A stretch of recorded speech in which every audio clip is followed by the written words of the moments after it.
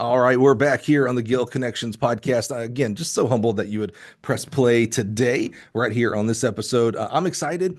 I know, I've done this 300 times, and I think in the first 10 seconds of everyone I say I'm excited.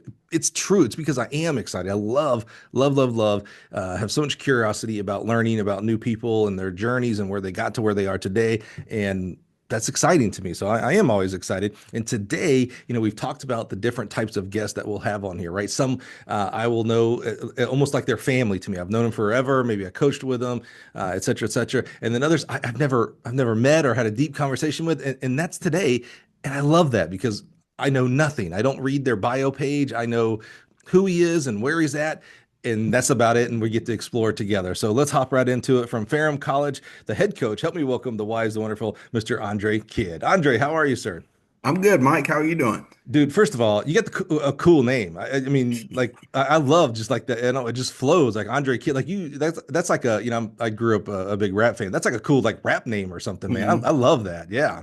Yeah, it's stuck with me all my years. So a lot of people say the same thing. Yeah, yeah, I love that. That's cool. All right, Andre, we're gonna talk about your journey and learn more and more about you here in just one second, but there's a couple things maybe just right off the top, right off the rip that I want to figure out and learn some things here. So Ferrum College, tell us where Ferrum College is, what classification you compete in. I'll like kind of give us kind of a 30,000 foot level at just about Ferrum College. Okay, so Ferrum College is kind of nestled just south of Roanoke, Virginia, in near Smith Mountain Lake, Rocky Mountain. And so it's just kind of nestled at the foot of the mountain.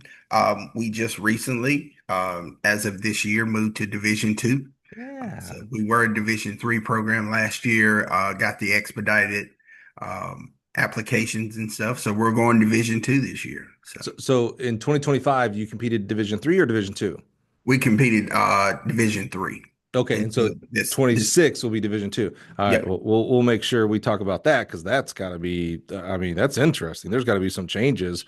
You got to be preparing for some things here. That's Yes. cool. I love that. Mhm. Okay, well, I should say you have already started preparing because if you're starting now, you probably are a little too Yeah, we're a late. little late in the Yeah, game. you're in the middle of that'll be cool. We'll make sure we talk about that. Love that. I'm a big nerd. I love knowing colleges, mascots, and things like that. I assume that's the Ferrum F on your hat. It I'm gonna, is. I'm gonna go with this is a complete guess. I don't know because of the color. It reminds me kind of a UCF. I'm gonna go with like some kind of Golden Knight or something like that. The Ferrum Knights. Am I right? No, Wrong? Completely no, wrong? you're wrong. It's Yeah. the Panthers. Panthers. Okay, that's cool too. I like that. Are there Panthers in Virginia? We have mountain lions, that's what they call them. Let me tell you the scariest thing in the world is a mountain lion, by the way. Yeah, yeah. Yeah. You ever seen those videos of where like a mountain lion is stalking? Oh, Oh dude. yeah. I, Yes. Yeah. you might as well just call me snack or lunch because I'm gone. Yeah, Same it's here. not happening. It's not happening. It's not happening. And about how many students there at Ferrum? So we average between, this year could be different between 800 and 1,000. Yeah, cool. Yeah, we're a Okay. little on the smaller side, but it's very homey. Love Yeah, it. I love that. We need all kinds. There's people who need to be at schools of 500 students for Mhm. colleges, and there's people that need to be at schools with 50,000. So I, Oh I yeah. love I Yeah. love that. That's really cool. All right, man. Let's hop back in our Wayback Machine and learn more about you and how you got to the Ferrum Panthers here. Somewhere along the way, assuming you were an athlete, and again, that's not a great assumption because we've had plenty of coaches that were not athletes, and it's definitely not a prereq to become a coach that you were an athlete. But where does track and field start for you? Man, I could go back elementary school, I'm not sure how old you are, but growing up in elementary school, we had field day, uh, Course. 50-yard dash. That's kind of where it started with me. I was lucky, to go to a small elementary school. So you average in maybe 15 kids a class or Oh, something wow. like that. So you would have the best of the best at 50-yard dash. And then that just kind of, went on until my dad's side of the family, my grandma had 14 kids, so it's a lot of cousins. Uh, so spent a lot of time racing, racing cousins, and you stand together five or six, so you racing anything, bikes. So it just kind of, I guess it's kind of instilled in me. Yeah. I was a athlete, of course, football, baseball, basketball. and then just kind of moved to middle school. And then when I got to high school, track was kind of my first love. Hmm. So I So, played football and I started wrestling seventh grade, I think it was. And then just when I got to high school, I started running track and just that was my thing, man. And so just kind of went on after that. so did you play football and run track all 4 years in high school? I started football a little Yeah, late sure. bloomer, 10th grade, but yeah, Thanks. I did track from ninth grade on the track and wrestling were Yeah. ninth grade, all the way up. And of course, in wrestling, you're running all the time. And so Yeah. a couple of coaches say, "Hey, you should go run track." So yeah, so we went out, ninth grade year. It was pretty decent, but the thing for me, man, had the mentors along the way who really inspire you, to kind of love track. Track is unique Hmm. Hmm. within itself. And so yeah, that was my transition through high school. So I really kind of missed it after my senior year. So Yeah. yeah. Well, hang tight with me in high school here. So, first of all, I relate to that. I didn't start football until 10th grade as well.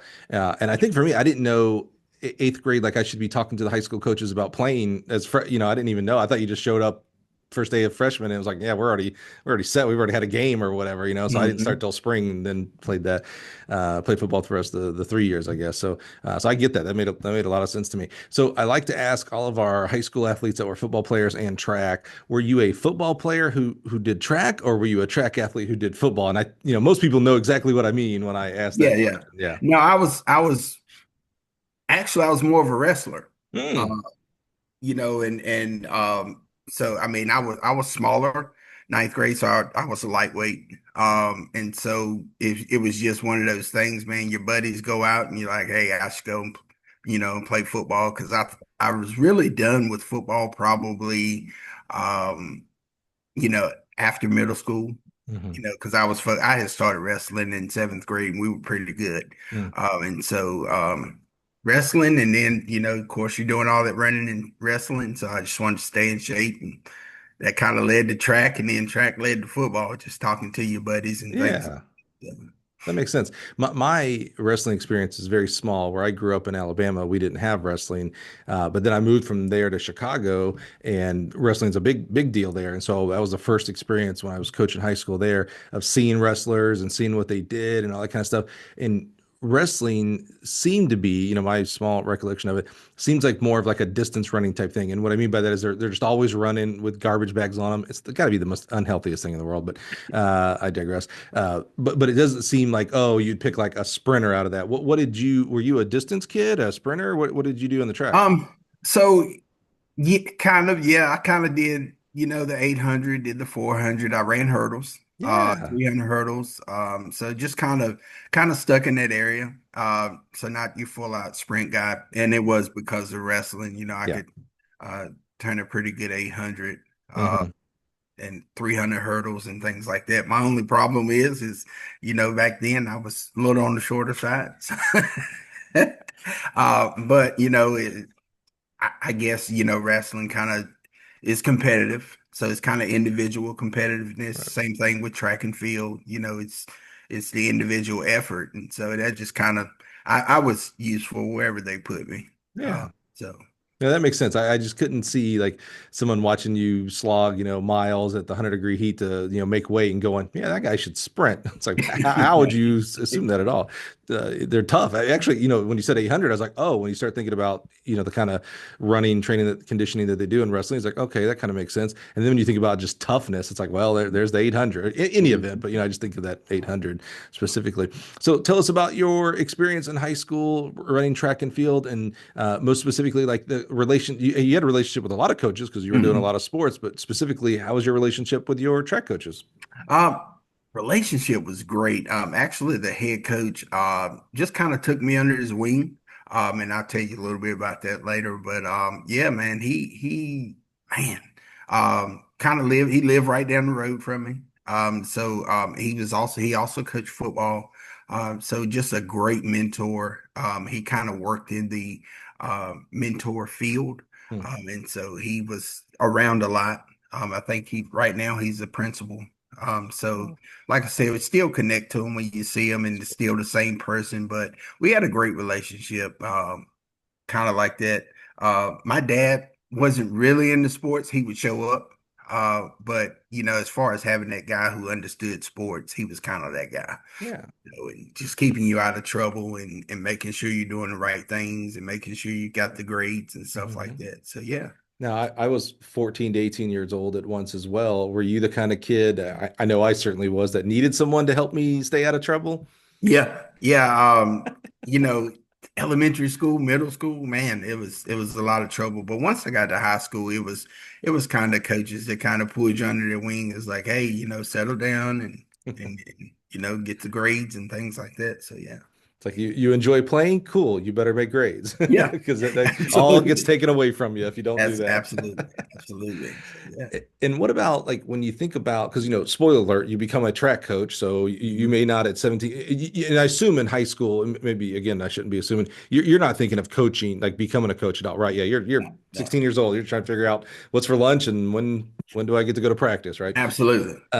But sometimes our people who end up becoming coaches, when they look back at, 16, 17, 18 years old, they realize like, oh, I was asking coaches different questions than the other kid. The other kids were like asking like, what time's practice over? I was asking, well, why did we do that workout? I was trying to, where were you at this age of like thinking about work, the coach things that you do today? Where were you at Hmm. 16, 17, 18 years olds? Or were you the type of kid, and this is all you get all grace if this is it because you're 16 years old roughly at this point, or were you kind of like you remember in football they used to say see ball hit ball, right? So Hmm. in track it's like the coach tells you to run, you say okay, I go run. You don't think about what I'm supposed to do, I just go run, right? What Yeah. kind of athlete were you in regards to that? I think I had more of the thought process. Again, Hmm. it goes back to wrestling, and when you wrestle, you kind of you have to learn, when am I going to use this move in this situation? Or what does that look like? And, you know, people don't really kind of associate it, but in wrestling, you have to think a couple steps ahead. Yeah, You yeah. know, and so the same thing with track. Like I told you, I ran hurdles. I can, gosh, you brought it back in my mind. Just spending 30 minutes after practice, trying to, working on a three step. You didn't really see that back in my days in high Right. school. It was just run hurdles, Yep. it. But I had an assistant coach who actually coached my brother in high school. So he moved high schools, and so he was there, man. I could just you brought it back to my mind, man. We would spend countless of hours just learning three step, learning the three step, Wow. learning the three step, and making sure my count was down in, the 300 hurdles and stuff like that. Mhm. So yeah, so I would say that I spent a lot of time just observing, in What year did you graduate high school? 2000. Okay, that helps me kind of gauge an age here. So I'm fascinated by that. Let's talk about that learning how to three step in the hurdles. And we don't talk X's and O's, so we're not going to get into that. But I'm curious because like I remember we have a lot of similarities. Like when you talk about your stories, I'm like, oh man, that's very similar to how we did it. I tried out for the hurdles one year as well, and my coach put the hurdles at 39, put them at their spaces, and said, all right, go. And I was 5 step. I think I took 10 steps for Mhm. crying out loud, right? But there Mhm. was no like I got done a couple times, and he's like, all right, looks good. You'll run this weekend. There was no like I didn't even know you were supposed to three step, first of all. I don't think he did either, by the way. And I love him. It was Coach Pascal. Love Coach Pascal to death. We just were in an age and a stage where they didn't do coaching education. They Right. threw kids Yeah. out there, and Hmm. I hope they hoped that we didn't get hurt, but they just threw kids out there and said, "Let's go." So I don't even think no, not I think I know I didn't even know that there was supposed to be three steps. So we didn't work on it all. When you say you guys would stay after practice and work on three stepping, was it like because you know more now today again how you would Hmm. do that, right? Was it hurdles lower and hurdles in, or was it like more because I could see this as well, grit, like, oh no, Andre, you almost had it there, try again, but they're at 39, they're at the Hmm. regular space. And where was the kind of that coaching education? Yeah, so I was a switch leg hurdler, Okay, so four and so stepper. four stepper, Okay. and so yeah, we would keep them at regular height, and just yeah, again, it's a smaller statue, Yeah. Oh, right, right, right, so right. Yeah. skinny and small. Right. So we just looking back on it, I think it was more trying to get me quicker between the hurdles, Yeah. which I was pretty fast with the switch leg. But I guess it was more training over the hurdle and Yeah. pulling your trail leg, X and O stuff. But, Mhm. it was just more, just trying to get that three step, Yeah. trying to get that three step. But, again, I look back on it, man, it's just more, fuel for the brain. Right. Right. But yeah, I think, just pushing that every day just kind of Yeah. get me in that rhythm of trying to get a three step or hitting a couple of hurdles and I think I ended up hitting, first couple of hurdles at three steps and then switch leg, Yeah. Yeah. it Yeah. was, Yeah. but yeah, no, it So, was, so, so you guys at least had a plan. Like I said, mhm. we didn't have a plan. Our plan was like, Oh all right, yeah, get on the starting line, Mike. And I was like, I don't know, 5 step, 4 step, three. I didn't even think about how many steps were in between. I just remember going, taking a million, each yeah, between each one, So you guys at least had a plan. It's like, okay, we're gonna have the 4 step, but let's try to get as many 3 steps in as possible. And yeah, maybe today it's 2 hurdles, maybe tomorrow it's three. yeah. And but you had a Hmm. plan. Okay, that's where I was kind of wondering just where the level of coaching education was there. Yeah.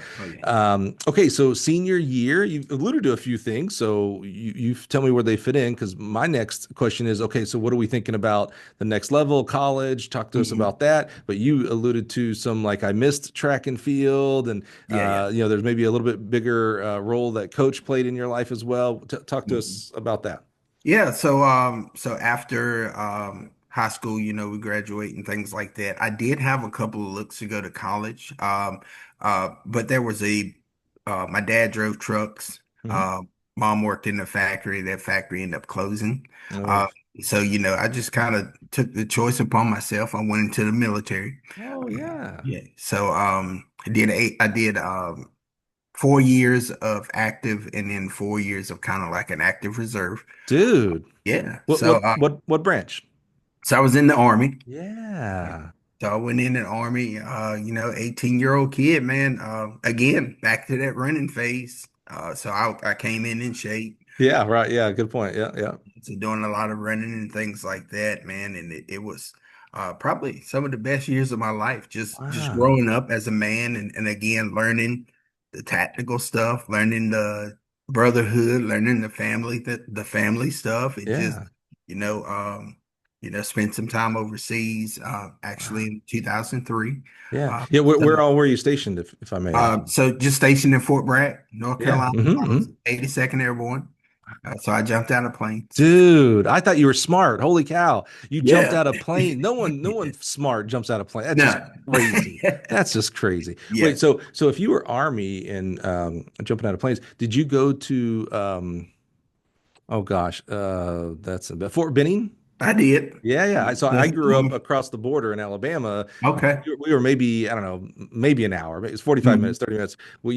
My family was Air Force, so we used to go to Fort Benning for commissary, Yeah. grocery shopping once a month or something like that. And I just remember that was the big, like all airborne. That's where Yeah. so you did some training down there. Oh, Yeah, that's did some training in cool. Fort Benning, Georgia. Yep, absolutely. That's Then cool. after all the training, I Hmm. ended up in Fort Bragg, which was, 2.5 hours away from home. Right, right, But yeah, like I said, great experience and things like that. And, you know, um, again, you're running, you're doing it. And I think right. that's really where I kind of thrived on it, man. We had, the PT test and again, the competitiveness comes out and you got the 2 mile run. And I Yeah. think I got that down to about 11, something like that. Yeah, So, dude. you Yeah. really, of course, in the military, man, you have flag football. You can play flag football every evening, kind of their own league, and they also had some track. Your Hmm. base had a lot of competition in track, so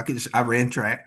Oh, wow. So yeah, those were the things that kept me busy. So you did four, yeah, you were busy. So you did 4 years of active. You said you went overseas. Where were you I did. stationed overseas? Uh, Germany? well, I went to the Iraqi Freedom War. I was there in Oh, were you 2003. Yeah. really, bro? Yeah. Man. All right. Well, it sounds trite sometimes to say this, but thank you. Holy cow. That's amazing. Um, that's amazing. There's not much for me to add because I just, guys like you, I just look at them like, well, I can't do that. Like that, like, thank God for you because Mhm. I can't do it. If you're relying on me to do it, we are screwed. So, so Yeah. thank you for that. So you did 4 years of active, Mhm. and then you did 4 years of reserve. Yeah. Why didn't you stay active? I'm just curious. Just knee injuries, Yeah, jumping sure. out of planes. Yeah, right. That'll do it. Yeah, yeah, and that's that's kind of the downside of being So an athlete in I don't high mean to school. laugh because you're in pain with that, but that's just funny. It's like, wow, I'm jumping out of planes, my knees hurt. Yeah, yeah. Yeah, yeah. So end up just going in kind of I was gonna move stations, so kind of your last physical, and Dr. Luxurgeon's like, this is it. Either you go and live your life, but if you stay in the military, you're gonna be crippled. So we just kind of made the decision then, and just Dude. kind of did like a reservist type thing. Yeah, yeah. We have one of my teammates here on our basketball side, Nick. He is in the Army, yes, Army Reserves. Went through college ROTC and does that. And Mhm. so, in fact, literally right now, I think it was last week and this week, or this week and next week, he's on his 2 weeks full train. I don't mean where Yeah. he's at. I think he's in Indiana, but he's somewhere. So a lot of respect for our servicemen, our reserve servicemen and women. It's a calling, man. That's really Yeah. amazing. He Absolutely. did not jump out of plane, so his knees are okay. So that's good. That's good. Yeah. That's just so funny. It's like, yeah, my knees hurt because I jumped out of plane. Oh, that's crazy. Okay, so you get out of active duty. Mhm. Um, Maybe this is where you're like, I kind of miss track and stuff. Maybe I Yeah. don't know. Where do we go? I know you go reserve, but you have to have a full-time job as well. You don't have to. Mhm. You should have a full-time job. What do we do?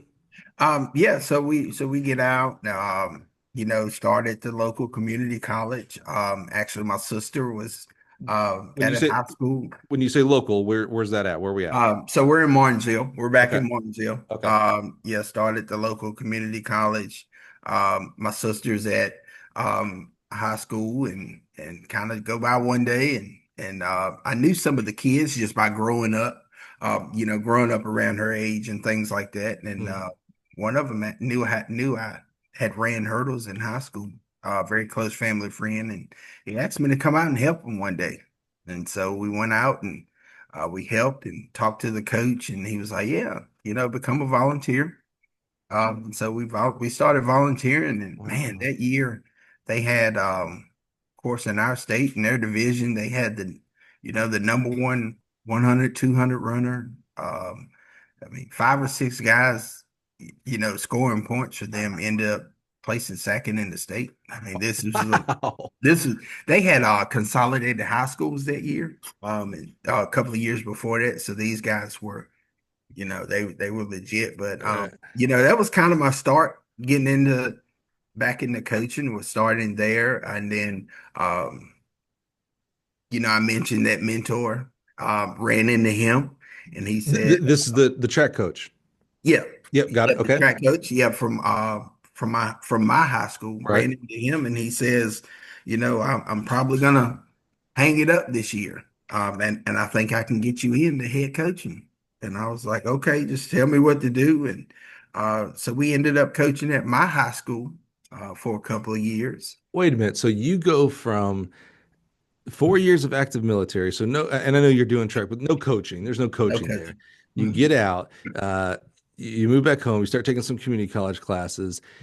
You got, the kid. I shouldn't say they're friends because they're younger than you, but Yeah. you know some kids, and someone's like, "Oh, you hurdled, right? Hey, man, could you want to Mhm. help out?" So you help out.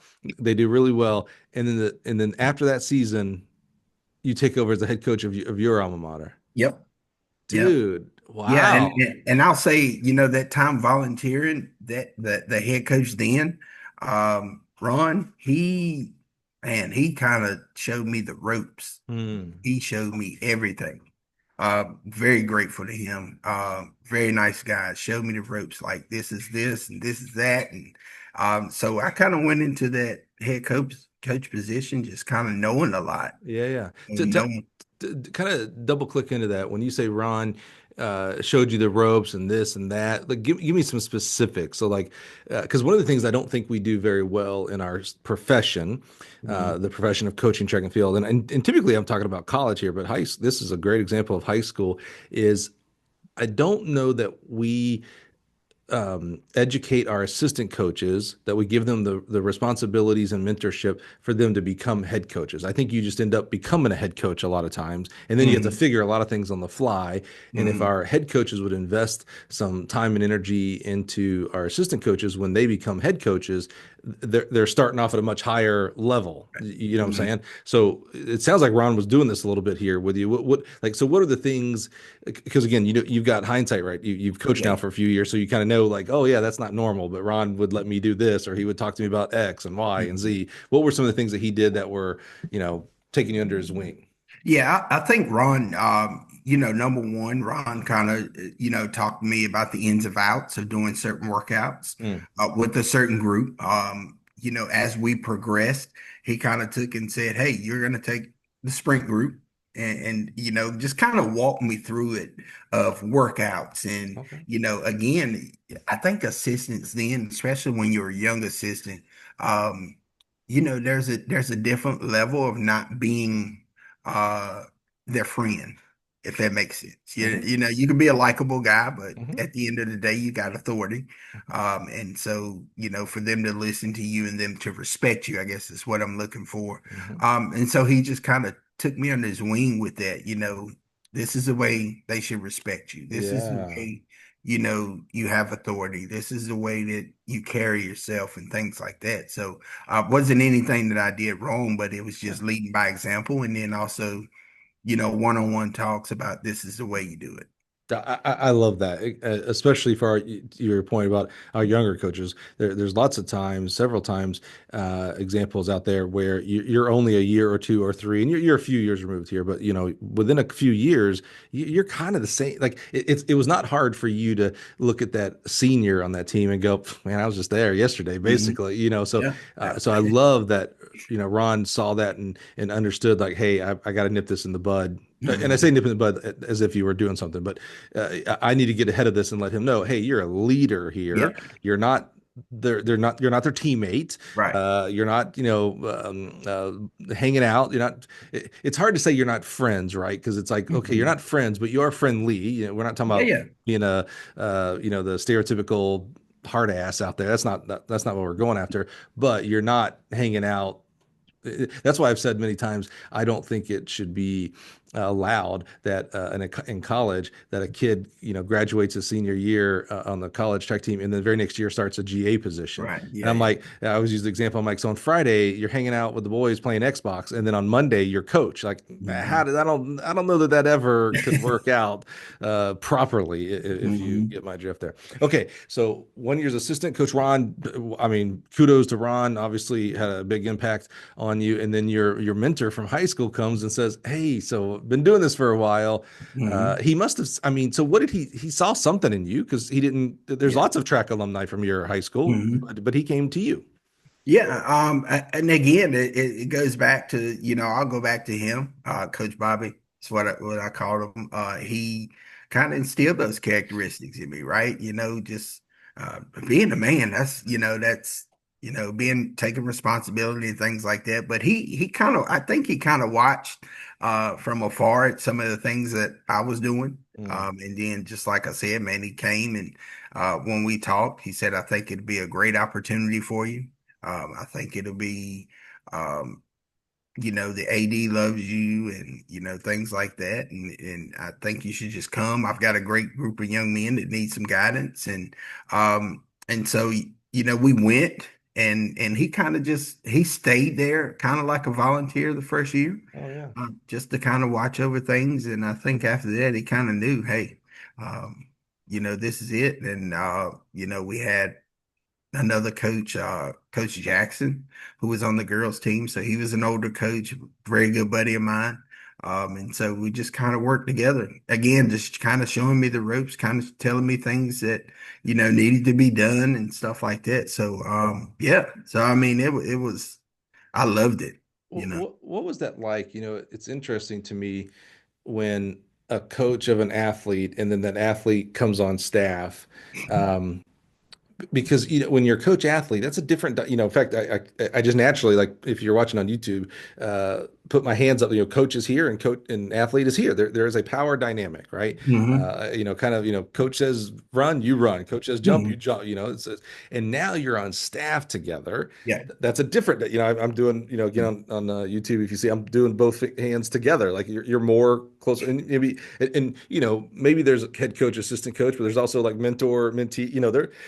There's some different dynamics going on here. Hmm. How was that? Like, you know, my internal dialogue tells me like, oh, I would have a lot of deference to my head coach. Like that used to be my coach. So Yeah. I have a lot of deference to this guy. And you're supposed to be the head coach, so, and he's still helping. It's like, well, gosh, he was just the head coach for many many years. How did you handle being closer? Again, there's a mentor mentee, right? And there's Hmm. respect for our elders. And I'm from the South Yeah. too, so I kind of know how we were raised here a little bit, right? Hmm. How was that dynamic of like, okay, it's my program, maybe there's some things I want to do, but the guy who Yeah. taught me, helped me get this job, has had success here, he's right there too. How did you handle that? Were there ever any I don't want to say nerves, but any kind of deference of like, oh, coach, you good with that? You good with my Yeah. decision there? How did that all Yeah. play out? I think there was a little bit there, but he was able to kind of step back and just kind of just watch things. If I had questions, he would answer. But the thing about it is, I think he was trying to transition more to that principal Mm, stage. So he was kind of in and out. He would travel with us when we were going to meets and things like that. I guess just doing more of this supervision that's a good point. of the kids and things like that. But again, it was a great opportunity to have a mentor that I could bounce questions off, bounce ideas off of, make sure you were in line when it comes to your methods of training and things like that. And so that really kind of helped me out. And Coach Jackson was the same way.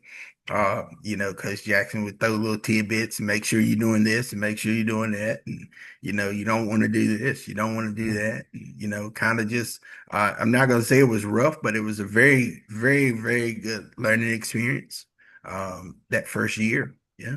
But that says a lot about him as well, because the same, I'm coming from the angle of the former athlete. The same can Hmm. be said from the, former head coach of athlete of like, hey, Andre, you are a kid. I know your last name's kid, but you're still a kid to me. You're still that Right. 17-year-old kid that showed Hmm. up and, whatever, blah, blah, blah. So for him to be able to also, okay, I need to take a step. Uh, I knighthooded Andre as the head coach, so I've got Right. to. So if I made that decision, well, then I've got to help him out, not overlord over him. So Hmm. that says a lot about him too. Oh That's really yeah, cool. absolutely, So how many absolutely. years did you stay there as head coach of your alma mater? So we were there 2 years. Okay. And in that meantime I had got married and things like that. So Hmm. we moved to where she was from. And so we spent 2 years at my alma mater, and then we ended up coaching the local high school Yeah. where we live. And so again, they had an open head coach position. We applied for it and we got it. And so again, just starting fresh. Yeah. This Uh, this program wasn't on par with my alma mater, but sure. we worked in the thing about it is that year they got husband and wife combo from High Point University. And so they came in, and so we just kind of worked together. They took over the distance program, and so we were thriving. When you say married couple from High Point, that's you. No, no. Okay. So my wife is from the town west of Martinsville. Right. So we ended up moving to where she's from. And Right. um, the high school that we're coaching at now, they hired a husband and wife couple, Okay. graduated High Point, Okay. to run the cross country program. The cross country program. Yeah. You're doing Hmm. the track program. Yes, sir. Okay, got it. Is Yeah. your wife a coach too? No, no, Okay, all right, no. all right. She's a teacher, but not a coach. Okay. Well, I'm glad you said that because that's my next question. I haven't heard yet that you have gotten any kind of teaching degree, teaching certificate. So are you are you working a full-time job in coaching on the afternoons? What are you doing? I Yeah, assume they're not paying that well for a coach only stipend that you're like, yeah, this is all I do. right. You got to be making some money somewhere. Well, at that time, I was working as a teacher assistant Yeah. Okay. and going to school online. Got it. Yep. Okay. All right. So, because by then, we're married, got a daughter, and then Yeah. number two comes in, the boy. Oh boy. Changes everything. Yeah. And so yeah, we're working as a teacher assistant, and she was working actually to get her teaching degree. Hmm. So we were just kind of rolling with that and coaching, and track turned to football, and football turned to basketball. So we're coaching three sports. Oh Uh, wow. yeah. Yeah. So it was a journey. Again, just for me, it was more head coach experience. Hmm. Because I took over what did I have? JV football, and then I think it was middle school basketball. Wow. But all head coaches. So again, different levels, just learning the athletes. I call them kids, learning the Yeah. kids. Yeah. And so after that, yeah, we just we stayed there for ooh, let me think, for about 10 years. Oh A wow. little less than 10 years. Yeah. We were doing that, and by the end, our son was getting a little older, and so I took a couple of years off. Okay. And just trying to concentrate on, the kids were in school, son just started playing sports and like Uh, that, and yeah. kind of took a couple of years off, and then I got a call, man, one day, said that the local community college that I was at, um, cross country coach, the program hasn't been doing anything, and so, um, asked me if I would be interested. I said, well, I'll go talk to the AD and kind of see where we're at. And so I started talking to him, and we kind of made it happen. And so stepping into the cross country side was a little different. Yeah. But again, Coach Slayton, the distance coach who coached cross country at the local high school, we just kind of sit down, man, and he's a genius at that sport, cross country. And so just kind of laid some things out for me. This is what this looks like and that looks like. And so we went with it, and we started that program at the community college, and they so I had to immediately come in and recruit, and which is a different step, Yeah. the whole process. So thankfully, um, with the help of the community, a lot of the kids were going for free. So Hmm. my first step was to start contacting those high school coaches that I knew. And so we were able to build a team, and so they were successful, and took them to nationals their first year. Wow, So dude. yeah, so it was a journey.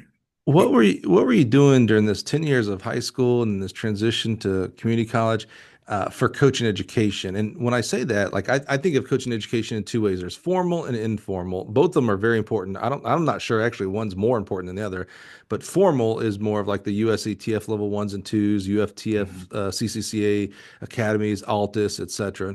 Informal is exactly what you just described there of like, hey, I called up the local coach because he does a great job and we sat down and talked shop like that. Yeah, That's a yeah. valuable coaching Mhm. education as well. Any formal coaching education during this time? Yeah, I did some USA track and field stuff.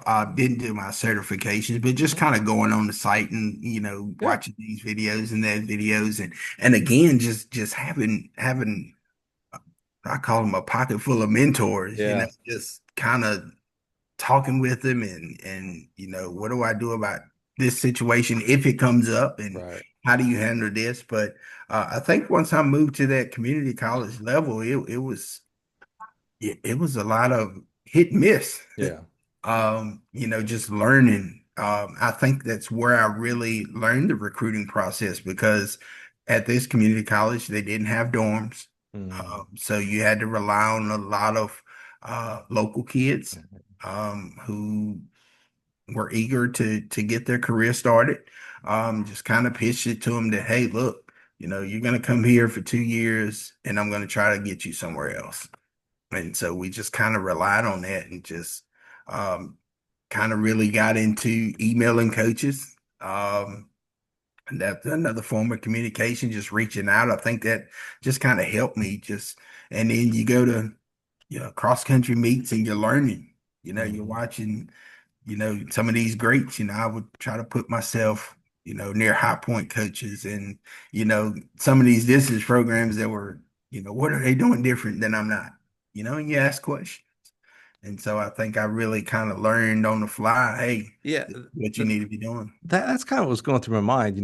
One of I like to do myth busting, and one of the myths out there is that high school coaches can't coach college. And typically, the excuse given is, yeah, they don't know how to recruit and things like that. And first of all, every high school coach I've ever had on the show, like if they're any successful at all, they recruit their hallways Mhm. unbelievably. Like you've Yeah. got to, so first of all, and that's not much different than recruiting. But here you're giving a great example because I was going to ask him like, so how did you learn recruiting? And I know that sounds dumb sometimes because it's like, you just dial phone numbers and talk to kids. And it's like, no, there's more to it. There's especially with junior college. I have a big heart for junior college athletes because you're always recruiting athletes into your program and you're always trying to get your athletes. It's like both worlds, high school Yeah. and college, 4-year college, right? So, um, so you said a lot of trial errors, ups and downs, hit and misses, I think is exactly what you said. Like, how did you, like, okay, so I love how you called the local high school coach to talk about cross country, like training. You have a lot, you said, what'd you say, a pocket full of mentors? I love that Yeah. imagery. That's really cool. Uh, what, what or who or how did you call someone to be like, all right, look, so I'm calling kids, but I'm not getting it. Or, how did you ask anybody for help on like the recruiting side? Um, I didn't, but I'll tell you this. Having a conversation wasn't anything new because I work in mental health case management. So I was talking every day. Hmm. And so I think once you learn that communication form, and with the high school coaches, it was like, you know, I see such and such is graduating this year. We're trying to build something. So I was trying to build little roadways Hmm. into the community college. They're going to go for free. So with the help of the local community and grants, they're going to go for free anyway. Why don't we get these 2 years out of the way, and then we can get them onto a 4-year school? Hmm. It's kind of where we took the ropes, and so I started going to. I was at these. Started going to these high school meets. Because then, um, my son's running. So we're fast forward now. So, he's running and so, I'm at meets and I started talking to kids and really trying to get local kids because there were about four or five high schools locally. And so just trying to get these local kids in. For community college, we had good numbers. Um, but yeah, I mean, just the recruiting process is basically starting with the conversation, and kind of reach out, and especially at track meets and things like that. So, You said hits and misses. Tell me some a miss, and unless you're talking about like, oh, there are some kids I didn't get, 'cause, we don't need to be talking about kids that didn't, where they're like mistakes that you made that you're like, all right, well, I made it once, I'll never make that again. yeah, yeah. No, I mean, for me, it was more, kind of realizing what the Division I, II, and III levels are Hmm. when it comes to putting kids in their school. So I kind of learned a lot about, hey, if they're not at this certain level, So they're not going. what I'm hearing you say is maybe you had like a kid and it was your number one kid and you're like, ah, yeah, man, you want to go to University of Florida? Let me call University of Florida. And you're like, oh, Yeah, wait yeah, a minute, Joey. Just because you're our number one doesn't mean let's find a level where you can be yeah, successful at. yeah, Yeah. Okay. yeah, Yeah. That makes a lot of sense. And I tell you what, that's probably a lesson both sides, college coaches and high school coaches, could continue to learn, right? Like there's yeah, a bunch of discussions today with high school athletes and high school coaches saying like, oh, because of these roster caps and such, like there's no more development on the Division I level. And it's like, well, okay, I'm sorry, there's no more development in college track and field. And it's like, oh, you're only thinking of the Power Four, the names that we see, in your Mhm. area, Virginia and no, University of North Carolina and those kind of high points and stuff like that. And it's like, there are amazing coaches on D2 level, D3 level, NAIA level. Like there's a Absolutely. lot of the development absolutely is still Mhm. going to occur. Just like Yeah. sorry that your kid might not be able to go to, they grew up a big NC State fan. Sorry they may not be able to go there right off the bat. Mhm. Sorry, we don't all get to go to the place we grew up being a fan of. Sorry, Yeah, absolutely. So yeah, I love that lesson learned, and like I said, I think Mhm. that's sometimes that we all still have that lesson to Yeah. learn, and a lot of times, uh, not everybody should coach college, and by the way, not everybody should coach high school, but both Right. levels, even though it's the same sport of track and field, both come with a lot of not issues. What would I think? Challenges. Every Hmm. job does, right? And not everybody is made out to be the temperament to be a high school coach, and not everybody's made out to be temperament college coach. Now, the college scene is a little bit air quotes here sexy, right? Because we see the football team play on Saturday and things like that. And so a lot of people think that they want to coach in the college level, that it's going to be so much easier and so much better and all these kind of things. And a lot of times that's not the case, depending on the situation of the college. You get into the community college coaching. Are you how many years at the community college? So we were there for, let me, 6 or 7 years. Yeah. Let's just call it six. And you keep saying we. Who do you refer to when you say Oh, we? just me and my wife. I Sorry. no, I, no, no. I love that Yeah. because I like when people talk about my team, my athlete, and it's like, it's we, it's ours. It's first Mhm. of all, they're not yours. It's not possession. These kids aren't possessions. Right, So right. when you kept saying we, I think that's who I assumed, but I didn't want Yeah, to assume yeah. that is your right. I love that. Like you seem to tackle things as a like, hey, it's whatever decision I make, it has to be with her. Like we're Hmm. together. This ain't me leading. She's following. We're Right, right. leading together. Yeah. Okay. I love it. That's a cool distinction. That's why I just wanted to call that out. That's Yeah. cool. I love that. I love that. So you're at the community college for 6 years. Any point at this time are you thinking like, oh man, this is fun and all, but ugh, well, I'd rather get back to the 14 to 18-year-old kid at high school? Or is it the opposite? It's like, oh man, this 2-year stuff is fun. What happens if I go to a 4-year institution? Yeah, and I know, spoiler alert, you make it to a 4-year institution, but I'm just curious about your mindset about the profession. Um, at that time, I'm just, I enjoyed what I was doing. Hmm. Just kind of, I would help there, and then, like I said, I would go to my son's meets and, kind of interact with his team and help them out, and give them tidbits, and so at this point, I'm just enjoying it, having a good time, man, and actually, Coach White, who was at Ferrum, we just kind of built this relationship.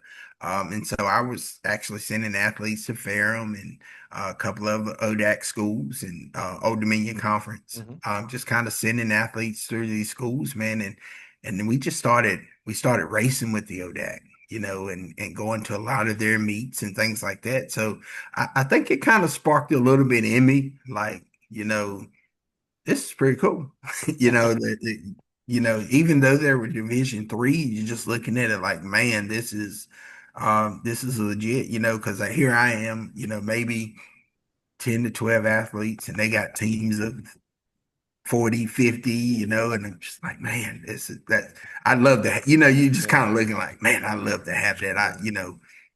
And so, through conversations with Coach White, it was, he very nice guy, and so, we talk every meet, and he'd say, you know, I'm looking at getting an assistant position, looking at getting an assistant. I said, well, let me know. We'll apply. We'll see what they say, and we'll kind of go from there. But man, just kind of looking at it. So I didn't really have a thought until Mhm. somebody planted it, Mhm. and so man, I'll tell you, I was, if you, I'm a religious person, man, and so when I feel like when God opens that door for you, man, you walk through it, and by this time I had switched from mental health case management. I was doing youth and prevention. So I'm doing youth and prevention going into schools, teaching classes and things like that. And so I was walking out the door one day, man, and I got a call. And he says, "This is the AD from Ferrum College." And I said, "Okay." And so he said, "I want to talk to you about some things." And your name came up because then Coach White had pursued other opportunities, and he said, "I want to talk to you about some things." He was like, "Your name came up in several conversations." And mind you, I sent some kids to Ferrum, and things like that. And he said, "Just want to kind of sit down and talk with you, man." And we had a great conversation over the phone. And next day we went up and kind of visited the college and talked a little bit. And so we ended up talking to the president. And Wow. so it wasn't long after that we ended up at Ferrum. Wow. Um, Did and that necessitate a move? Like, did you have to move? No, so Ferrum from my house is about 45 Oh, minutes. good. Yeah. Okay. Yeah, That's its own. That's part of when I say, college coaching is not for everybody. It's like, yeah, I hope you like to move because if you're going to get another job, typically it's absolutely. a move. So that's good. Yeah. That's great for you Yeah. guys. Yeah. And so again, discussion, with my wife, and she said, "This is, kind of what you've been looking for." And so, we jumped on it, and man, I'm telling you, it's probably one of the best moves of my life. Yeah. I Why love so? it. I just think it was the challenge. Hmm. He told me coming in that this was a program that was kind of on its last leg. And Mm. this is um, and I told him it was nothing new to me. I started the track program at the community college. Hmm. And so I knew what I had coming in. And so just kind of having talks with them, and I told them that in order to build this program, we're going to have to build a distance program. Um, again, that was part of my background and understanding distance, that you need to build a distance program. That to me, the distance program is the backbone of your team. Hmm. And so yeah, man, we came in, and a few talks with him. I was able to hire an assistant, um, Division I athlete. So he was down in Florida. And again, I tell you, man, things happen in mysterious ways. And I was sitting in my office, and I get a phone call, and he asked about if I ever got his application, which I had never seen. And so I was like, well, let me see if I can find it, and got on the phone with him, man. It was just, when somebody's the perfect fit. And so brought him in, and just kind of took him under my wing, Hmm. showing him things that I've learned and over the years, and things like that. And started out, I think we had to piece together a men's cross country team, didn't have a women's. Right. But he was able to step in, and those kids were dropping 2, 3 minutes off of their times and things like that. So we were really excited to get started. Did Uh, you have a little bit of not a little bit, you know this, you have an untraditional path, meaning, military service, community college, etc. Uh, did you have an understanding of what Division III meant in regards to like probably the most obvious thing is the athletic scholarships versus, not having athletic. Did you mhm. understand the D3 kind of motto or philosophy?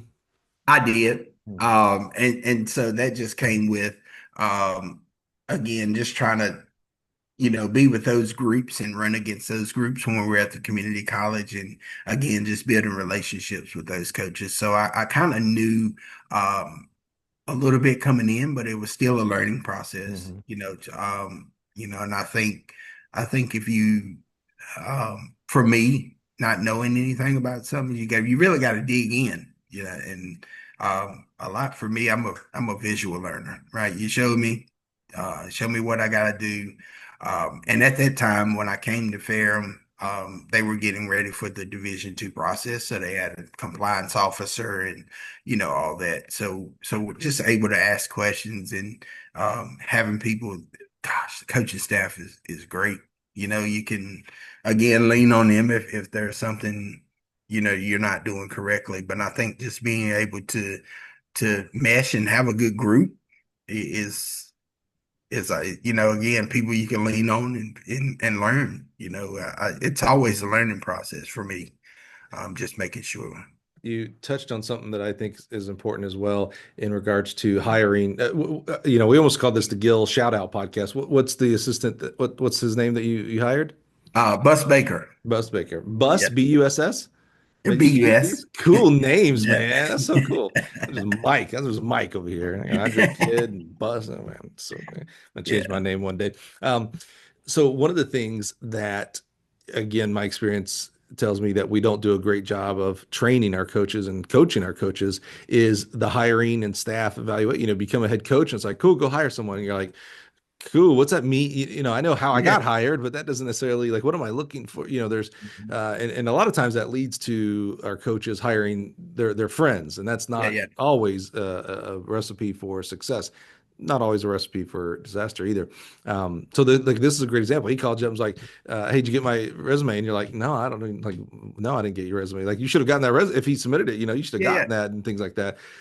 So how have you been kind of professional development for yourself? A lot of times we talk about development, we talk about how to coach distance runners better, but how have you been working on what do I look for when I see resumes, what do I look for when evaluation of my coaches, and Mhm. my staff development? If they're telling me we're Division II, so we're going to get another coach in 2 or 3 years, how do I start looking for that type of person? Have you been able to do any of that at this point?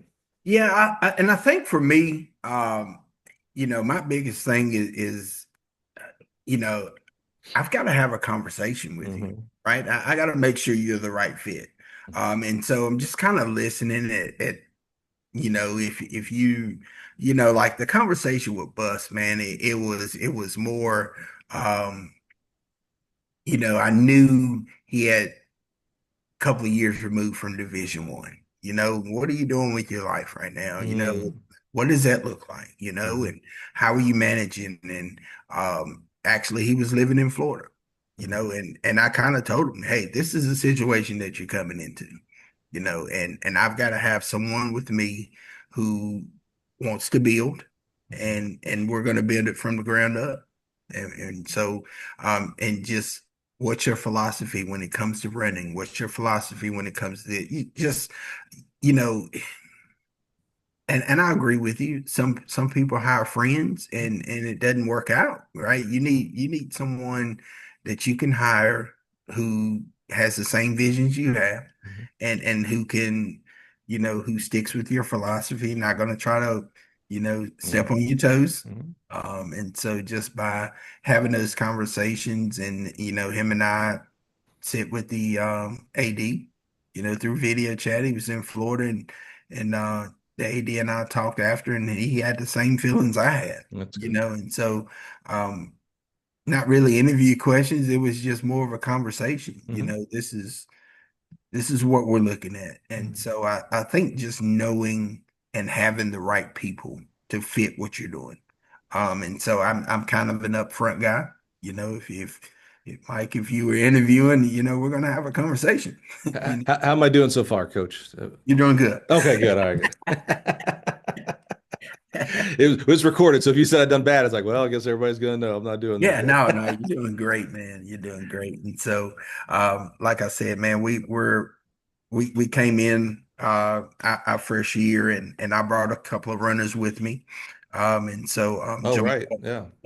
and so Jamal ended up he was a six-time state champ. Nobody recruited him. That was one of the local high schools. I saw him at the regional meet. Hey, what are you doing? And so we talked, and he was a great football guy. And so we got him. He went to the community college for 1 year. And so funny is he transferred to Ferrum to play football. And I happened to get the job. And he was like, and I called him. I was like, hey, man, I was like, I'm going to Ferrum. And I want you to come with me. He's like, I'm already going for football. He's like, That's funny. yeah. And so we ended up with him and he talked to a few more guys, but he ended up going to nationals first year and becoming an All-American. So like I said, Wow. it's exciting to see, a kid like that or some of these kids who came from the um, you know, junior college Hmm. level. I mean, his hashtag or whatever on Instagram is the JUCO product, Yeah, yeah, just yeah. because, um, that's him, man, Yeah, and so I get excited to see kids like that, agreed. who um didn't get recruited much out of high school, and so that's kind of like my philosophy now is, I want to find those kids who are not getting recruited. Hmm. It's like I told you, I pushed hard to get certain kids out and, Right. kind of get rejected. And Mhm. so I was like, I'm not going to say I'll never be that coach, but Mhm. I want to give opportunities. I agree with you wholeheartedly about the JUCO and JUCO product and things like that. I'm so blessed that I got to coach a year of junior college, and it's my favorite meet in the year, the junior college national meet. And it just, Mhm. I look at these kids, and they're kids that needed second chances and sometimes third and fourth, right? Mhm. Whether it was academics, whether it was athletics, no one, they weren't good enough out of high school for whatever that mean. That's a Mhm. terrible definition, but these are kids that are just, second chance, misfit, misunderstood kids. And I think there's a little bit of, for me, it's like, oh, well, I think that's who I am. And so maybe that's why I resonate a little bit with those Absolutely. kind of kids and the coaches that are on that level. It's like, man, it's just, and, on top of all that is just that tug of war again of, when you're in high school, you're a high school coach. It's really hard to get your kids recruited. You did it. When you're in a 4-year school, it's really hard to get kids to your school. You're doing it. Mhm. Junior college is always doing both. Yep. You're always trying to get kids to your program, and you're always trying to get them to go on to four. That's just, I don't know that people respect that Yep. alone enough Yeah. for our junior college coaches. So I do um, mirror a lot of your sentiments there, the junior college. Okay, how many years have you been at Ferrum now? So I just completed my first year. That's right. So Yeah. you came in knowing, hey, we're transitioning from Division III. So all the things that we teach you about Division III, because we are still under Division III rules, all is going to be gone. Going out the window. There's foundations, but it's going to be different. So talk Yeah. to me about that. And again, knowing that you have 1 year Division III experience and Mhm. 0 years of Division II, but that changes Right. all next year. What are Mhm. some of the things? Because like obviously the most right in front of your face is, oh, okay, I'm going from no scholarships to some cost. I assume you're Yeah. getting Yeah. some scholarship. I assume maybe not, I would hope, but probably not full allotment of scholarships, but you're going to have some. Right.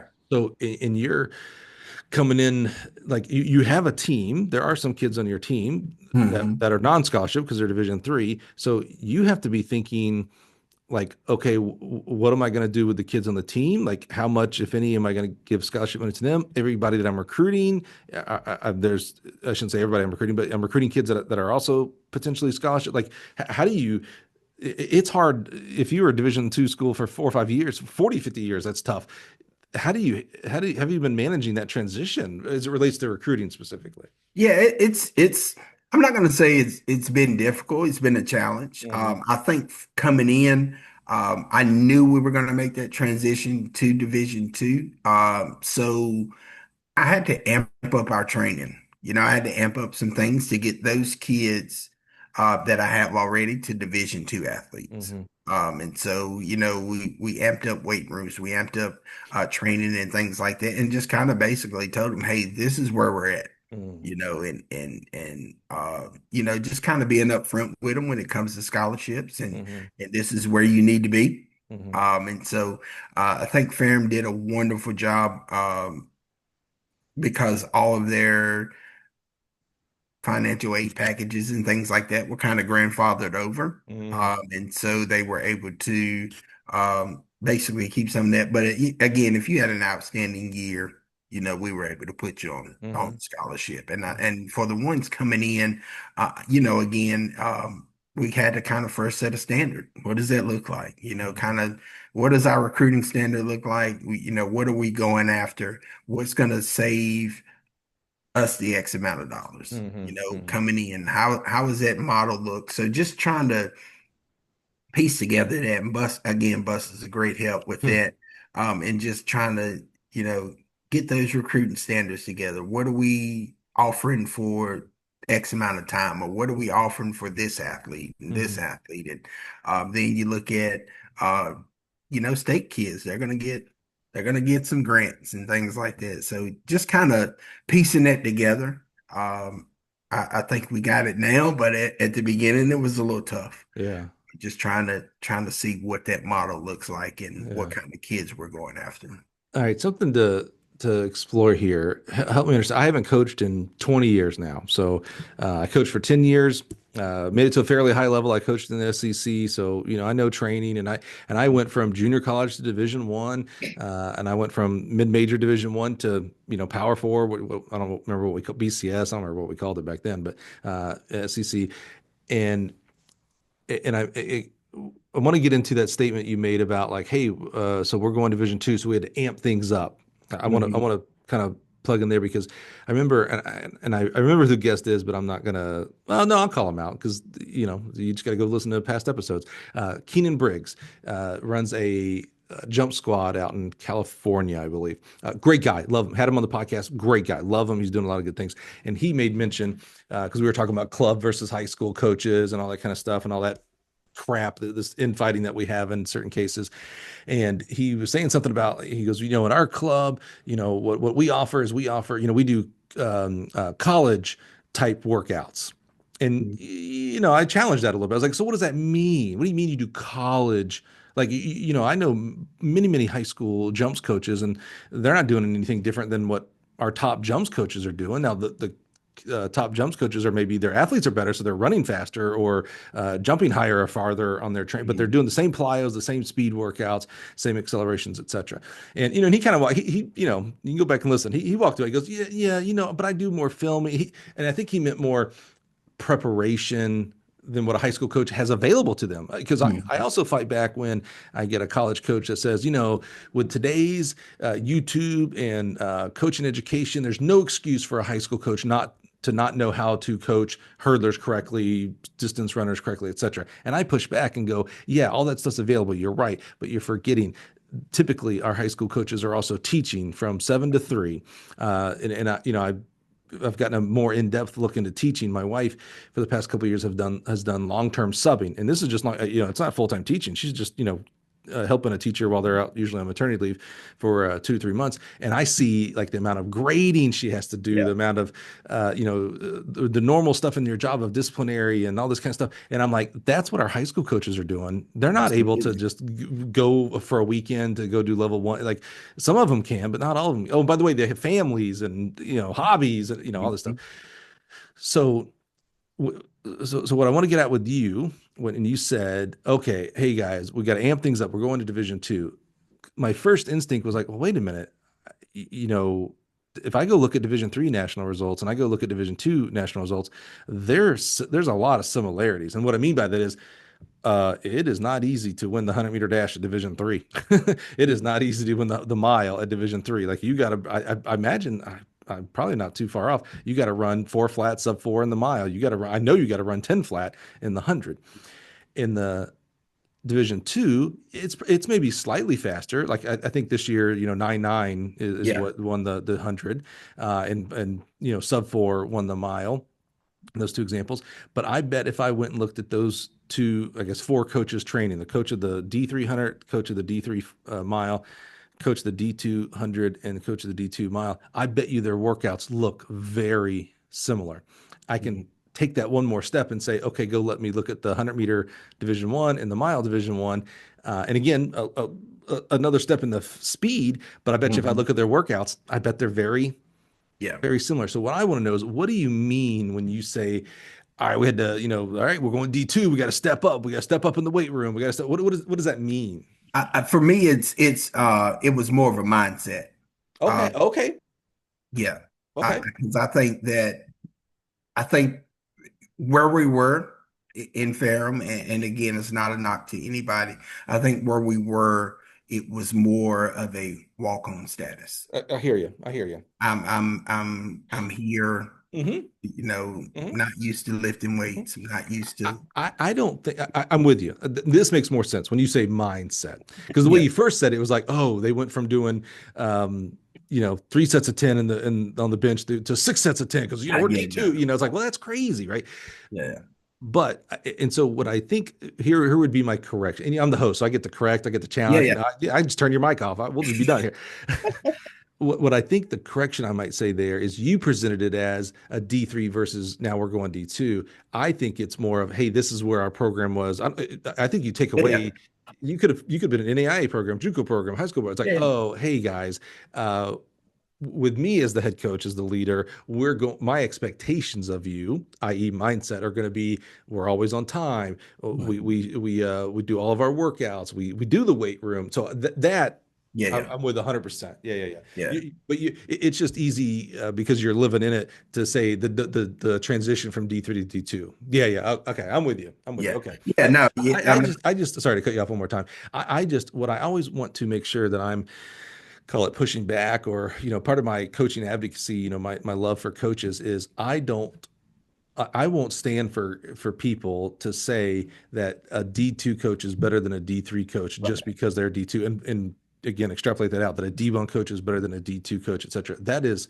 ludicrous. Are there some D2 coaches that are better than D3? Absolutely. It's just the nature of it's a profession. If I had to do the impossible and rank from number 1 to number 10,000, sure, someone's got to be 10,000 and someone's got to be number 1. yeah, right. There plenty of D3 coaches that are better coaches than D2? Absolutely. Again, go look at nationals. And by the way, when I say a better coach, I'm not talking about the X's and O's 100% here. I'm talking about over the whole thing: Well, recruiting, culture, leadership, mentorship. mhm. That to me is the holistic of what makes Yeah. a coach better than another coach. And so that's what I just when you said that I was like, oh, that feels like a D3 versus D2 thing. And I'm Yeah, yeah, no, no, no. Andre, we can't be doing that. You're smart No, enough to do that. absolutely. Yeah. All right. So you came in and for your program, now your new program here, it's like, Mhm. all right, I'm looking around.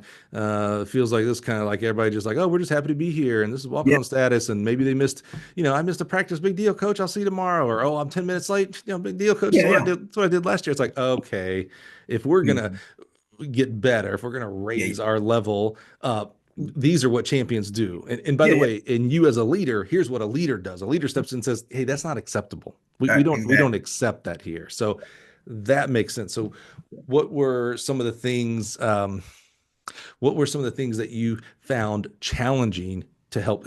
And by the way, it's a process, right? So you're Yeah, yeah, still, it's not like, oh, now it's June of 2025, Mike. We're perfect. We've got that yeah. championship mentality. You're always evolving that. You're But always involved. what are some of the challenges that you've had with that? Just for me, some of the challenges I came in with again is having those routines, having that establishment of, hey, we're in the weight room 3 days a week. Right. We're at practice, you know, this mean X amount of Yep. days a week, and Yep. we're gonna be on time, Yep. right? Yep. And even down to what we wear, Oh, okay. Yeah. college kids, I'm telling you, they'll show up in pajama pants, Yeah, yeah, yeah. you know? Again, I don't think that's college. I think that's high school too, bro. I think Yeah. it's a whole different standard on what we wear outside these You days. know, This is my old man shaking my fist at the sky. Yeah, what are we wearing, boys and girls? Come on now. absolutely. Absolutely. And again, it's like I said, I think one of the other biggest challenges for me is realizing them to realize you're better than what you are. Oh, And man, countless scenarios of, this is my PR. And I, kind of look at it and I didn't discourage them. This is my PR. And I tell them, you're going to be better than what you were last year. Yeah, but you got to trust the process is what I told them. And so, we get to indoor and, they kind of get their jump. So uh, they get their times or whatever like that, and they say, "Oh, it's slower than I ran last year." And you got to give it time. You got to give it time. You got to give it time, and fast forward to outdoor, and they're smashing their PRs and things like that, and they're ecstatic, and I'm ecstatic with them.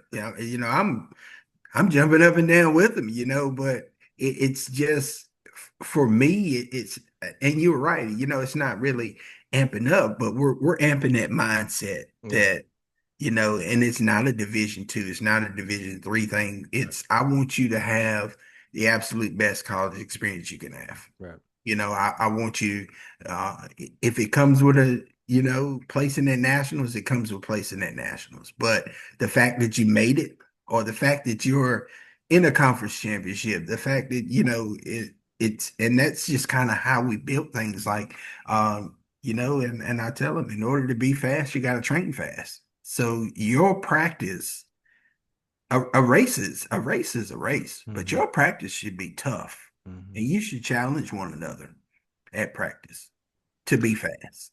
And so I think they just really bought into that and said, hey, we're better, and I think they got that feeling now. And I can just tell in some of them that, hey, I had a junior.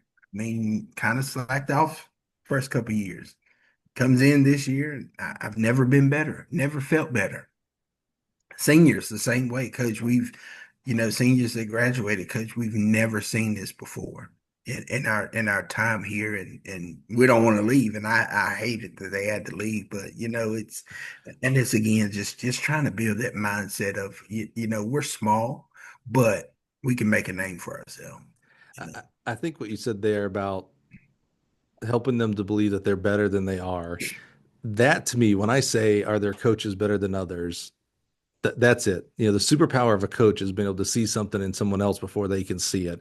So you believe in those kids. And then the real work, again, the X's and O's might be the easy part. The real work of coaching is helping that kid believe that that's true and therefore doing the workouts that they need to make it come true. That's hard. That's hard for dealing with 18, 19, 20-year-old kids. That really Absolutely. is. And you're maybe in one of the tougher spots in regards to taking over a new program that didn't necessarily have success. It's Right. one thing to take over a program with success, and that's got its own challenges. But Yeah. when there's not a championship mentality at your Mhm. program and you want to bring that, it's like, oh man, they're used to doing X, Y, and Z, and that doesn't cut it. Right. Well, and those kids have had some, whatever they consider success. Not maybe didn't win or qualify for nationals and stuff, but they've had some success. They hit a PR or something like that, or they just they had fun because they showed up Yeah. 2 out of 4 days and things like that. It's like, oh no, yeah, we got to redefine what fun is. Fun Mhm. is PRing and going to nationals and Yep. scoring at conference and things like that. So yeah, that's extremely tough. It is. And and so very thankful that we got to do that, and then it just kind of filtered over into the classroom. And Mm. I had yeah, I'm telling you, Mike, some of the toughest things, man. I had a young lady, senior, applied for graduate school, didn't get into the school she wanted. I mean, you see them break down and you see them crying, you're like, man, but the fight in her was like, I got to keep going. Yeah. And so she was able to get into a second choice and things like that. But just being able to see that, have a quick cry and get back at it, Yeah. and so I told our assistant coach then that that's when we know we're doing the right things, right? Mm. Because when life kind of punches you in the gut, are you gonna fall or you can keep fighting? And so Which isn't that what life is about? It's about getting that punch in the gut and being resilient and making it back. absolutely. And so if we're not teaching our young people that today, not in a Mhm. harsh way, because we should protect our young kids too. Yeah, I don't want harsh things to happen in the gut punches, but when they do, knowing that they have people in their corner that believe in them, that help them absolutely. understand, like, oh, okay, this isn't the end of the world. There's something else out there. Mhm. That's what's important, and that's what coaches do, and that's what you're doing there at Ferrum. Absolutely.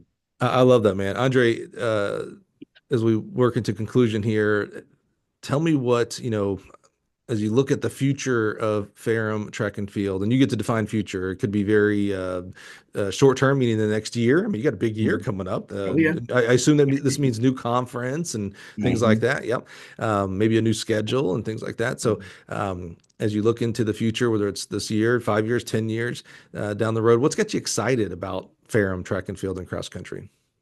For me, just the excitement of again just being able to take a program to the ceiling for me never it keeps getting higher.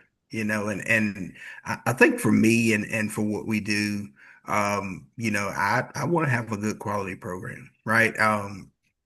Again, we're nestled in a small area, but to have that, hey, I want to go to Ferrum. I like Ferrum. We're starting to get a little bit of notoriety, but I think 5, 10 years out, man, we're on we're on that stage, man, where kids want to come in and they believe in what I do, believe in what my assistants do, just believe in our program, and so it's not about fame or fortune or anything like that. But again, for me, it's just about developing young athletes to be the best that they can be.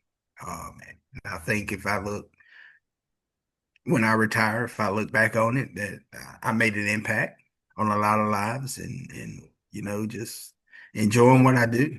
I'm happy, and so I enjoy what I do. I don't think it's a job if you're happy. You go in, you get to go in every day and impact somebody's life.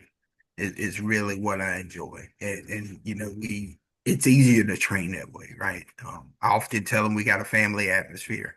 It's a big family. And so you got to want to be here. Mm. You got to want to be in this house. And if you don't, you're not, and I tell recruits that all the time. This is the way we do things. This is our family.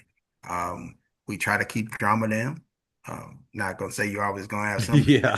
Yeah, but we'll nip it in the bud. But this is a family. You got to want to be here, right? You got to want to train here. So I think when I look back on it, to be successful. And again, as a program, I don't have to be the number one coach in the country, um, but I like to be a respected coach. Yeah. And so, Well, Coach, with your stated goal of, affecting young people, helping them grow up in our sport here in track and field, I think what's so cool about you and what you've done so far, and, you're talking like you're an old soul. I love that. Maybe you're an old soul, but you're not an old guy. You're 6 years younger than I am, for crying out loud. So you're still very young in your career. It's easy to get, once we get into our 40s, it's easy to start thinking like, oh, well, the end is near. And it's like, man, when yeah, I think about you and your career, to use like a 400-meter analogy, I'm like, I don't know that you're barely out of the blocks. right, It feels like, you want to feel like, oh, I'm at the 300-meter mark. I'm that last 100, slogging in. Now, I think you're barely out of the blocks here, and there's a whole race in front of you. And it's so cool, the variety of levels that you've been able to affect young people positively. When you think about the high school side, and you think about the community college side, and now the D3 to transition to D2 side, and that's why I push back and fight when I see any kind of infighting, if you will, of like, oh, this level coaches are better than this level. It's like, dude, I don't care how many All-Americans you coached. I mean, I right. want that for you because that'd be great for them and for you and all that kind of stuff. I care, are you growing young people to be positive attributes to our society? And Hmm. that to me doesn't matter if you're coaching middle school, high school, D1, elites, whatever, because Yeah, again, track ends for us all. At least the level of track that we want to be at, right? There is masters, and that's great. I love that. But uh, yeah, Carl Lewis ain't running master, right? I mean, it was in his heydays when we like to think about Carl. So it is going to end, and therefore you have to go on to something else, whether it's coaching, teaching, owning hmm your own business, etc. And that is what coaches do, the positive impact that you make on young people. That's the immeasurable part. And I just think it's so cool what you've done so far in the really few years you've coached. I know again, it feels like you a lot, but you've got, think about it. You've coached since roughly 22 years old. So roughly 20 years, roughly, hmm right? Yep. You're 42. You have at least another 20 years. Yeah, Right? I mean, 62. absolutely. If you were able to retire at 62, bravo. No, today's stock market, I'm not sure we're able to retire that early, but even if you retire at 62 super early, you have a whole nother career. I Hmm. mean, think about that. Think about all Absolutely. the things that you have done in this 20 years, and you have another 20, and you have the head start. We don't even count your first couple of years. You didn't know what you were doing. You know what I'm Yeah, saying? Now absolutely. you know what to do, and you're going to continue to get better. Man, these next 20 years plus are going to be Awesome, man. I'm just Yeah. excited to be on the sideline watching it because I can't wait to see what you do with Ferrum in Division II. And then who knows, I always hope people are at their same institution for decades. So, but that's not always the case. So no matter what the future looks like, it's kind of cool to hear this journey and kind of bookmark it today in 2025 and see where the future is going to go with it, man. You're doing such a great job. I'm really proud of you. I appreciate it, Mike. Yeah, that's, I mean, again, that's my goal, man, is how impactful can I be? And so, and that's on all levels, man. And like I said, I got 20 more to go. At least. At least. I joke all the time with my assistant. I said, well, 'cause even, he's young. I know one day he's probably gonna go. And I said, you're gonna look back and you're gonna run into me, and I'm gonna be this old guy walking around. You see that old guy over there? I used to work Yeah, with him. I used to work with him. That's old Coach Kid right there. But That's no, it. I mean, even down to him, and I've had conversations with him, and you know, you're young. You know, this is an opportunity for you. I don't, and he tells me, because I'll be here such and such years, and and I said, listen, if an opportunity comes, you know, I understand. Mhm. I completely understand. I'm not gonna hold you uh, from an open door, Right. and things like that. So that's how I live, man. You treat people right, you treat them with respect, and uh, you know that stuff comes back to you. That's exactly it. That's So exactly it. Andre, man, one of the most expensive and priceless things you can give me is your time. I'm just so thankful for you, man. And we've had this on the books for a while because of my travel. I was on the road a lot and stuff like that. But I'm just so glad we got to do it, and just so excited for what you've done and excited for what's to come here in the next few years. So thank you so much, man, for being here. Truly, truly grateful for you. absolutely, man. I appreciate you having me. Like I said, it took us a while to link up, but I've really enjoyed it. I have. It's like you said, sitting down having a cup of coffee, man. It's outstanding, but it's good to see perspectives from someone else and have a good conversation. Yeah, and that's what you provide here. So, our number one goal is always to uplift and honor what you've done, and hopefully that you feel like we've done that, but also to give people who are listening right now that perspective. It's like, oh man, here's how Andre did it. That's really cool. I enjoyed that. Maybe I need to get a mentor. Maybe I need to go back and talk to my high school coach. Maybe, this would probably be a good challenge for everybody who's listening, including you, Andre. If your high school coach is still with us today, whether you had remember you were 18 at the point, so whether you had a good or a bad relationship, and I feel like most of our individuals who go on to be coaches had at least a decent relationship with their coach. Not very many were adversarial to the track coach and then become a track coach. So, but my challenge to you guys, and this includes you, Andre, is if they're still with us, give them a call, an email, a letter, a smoke signal, whatever, and just say thank you. Mhm. You know, we,